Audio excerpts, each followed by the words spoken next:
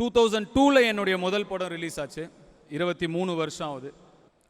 உங்களுக்கு எல்லாருக்கும் தெரியும், நான் நடிக்கணும்னு ஆசைப்பட்டுலாம் வரல. நான் பாட்டு ஊர் சுற்றிட்டு இருந்தேன். என்னை டான்ஸ் கிளாஸ் அனுப்பி நான் டான்ஸ்லாம் கற்றுக்கல. ஃபைட் கிளாஸ்க்கு அனுப்பி நான் ஃபைட்டெல்லாம் கற்றுக்கல.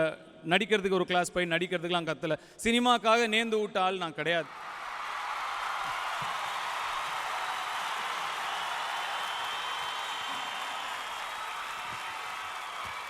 சினிமாக்காக நேர்ந்து விட்ட ஆள் நான் கிடையாது. அப்படியே வந்தோம்.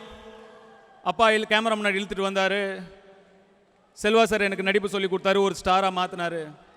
ஆனால் அதுக்கப்புறம் எங்கே போகணும், என்ன பண்ணணும், இப்படி போ அப்படின்னு சொல்கிறதுக்கு யாரும் இல்லை. இதான் ரூட்டு அப்படின்னு கையை பிடிச்சி கூட்டு போகிறதுக்கு யாரும் இல்லை.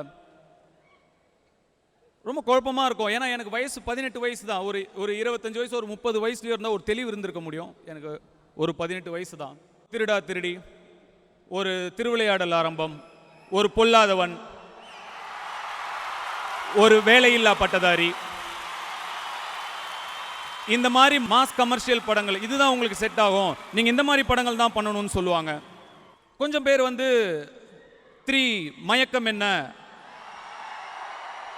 ஆடுகளம், அசுரன், இந்த மாதிரி பர்ஃபார்மன்ஸ் ஓரியன்ட் படம் நீங்கள் பண்ணுங்க, பர்ஃபார்மிங் ஆக்டர்ஸ் தான் கம்மின்னு சொல்லுவாங்க. கொஞ்சம் பேர் யாரடி நீ மோகினி, உத்தம புத்திரன், திருச்சிற்றம்பலம், இந்த மாதிரி ராம்காம் ஃபேமிலி படங்கள் பண்ணுங்க, அந்த ரூட்டில் தான் போகணும்னு சொல்லுவாங்க.